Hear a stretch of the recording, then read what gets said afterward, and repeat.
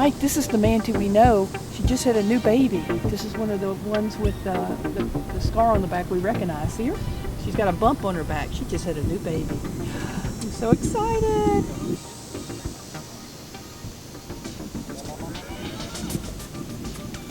The problem is if we could get people to respect them and not swim with the little ones like that. So what you just saw was a newborn. I mean, that baby is probably only a few days old, and not a week. We recognize the mother. We don't know how old she is, of course. If we can get the no-touch program, which is really important because it started small. Now we're really large as an industry, not our business. Yeah, the tourism has it's exploded. Just exploded. So it's not only 1 or 2 hands going on a manatee, it's thousands of hands going on a manatee. Per day. And I use the example, the first couple of hands on my back going to feel good. At the end of the day, when I've had 150 hands scratching my back, I'm going to have a sore back. Mm-hmm. And there's no difference to a manatee. Yeah. Oh, we noticed on the mother's back, there's some handprints, you know. It's easy to see them with the little bit of algae they wear on their backs, and you can see when people have touched them.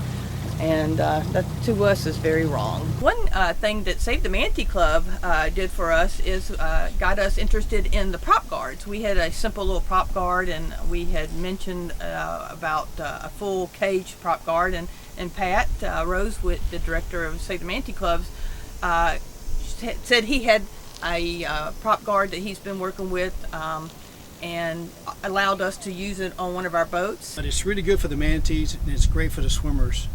And visual, it doesn't. You don't lose anything on your boat. It's a great visual. Mm-hmm. It's like having a jet boat, but you still have your propeller, and you're not losing any horsepower.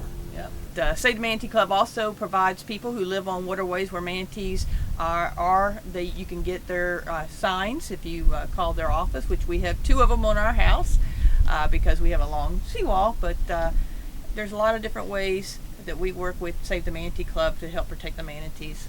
A lot of the government agencies that monitor the manatees are always understaffed, so we wanted to be involved with manatees. We hadn't started our touring yet, and so we became involved by just showing up at rescues, and they finally said, wow, these people must be serious.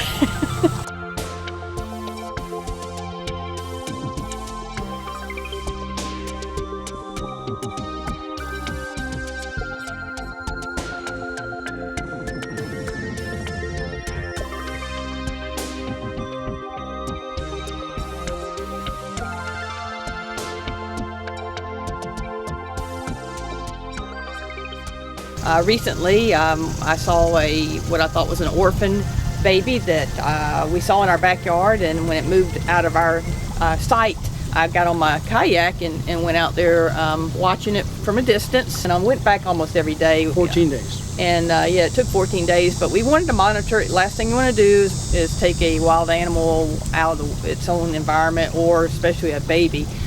We were hoping it would be adopted if it was an orphan, or maybe it would find its mother if it had been separated. But after 14 days of observation and sending this to the biologists who are the experts at this, we ended up rescuing it. It was trying to nurse off many females, and most of them had their own calf, and so it ended up being rescued, and hopefully it will be released back into the wild in a few years.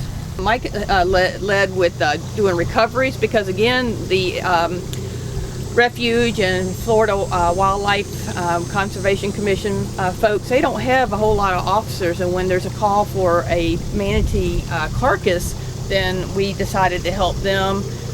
We just volunteer on our own boats and go out and retrieve the carcass, because we want all manatees, since they are endangered, to be counted.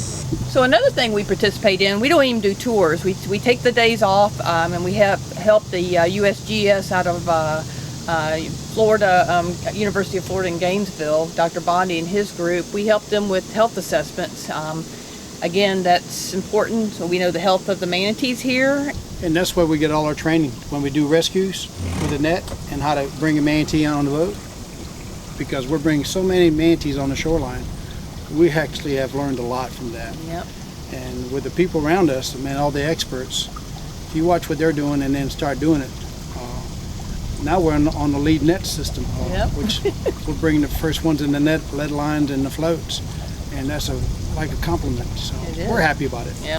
My personal opinion, to me, manatees, the canaries of freshwater, when they start dying, they're 2,500 pounds. If they start getting sick because of the water they're swimming in, guess what? I'm 190 pounds. I won't last as long as a manatee.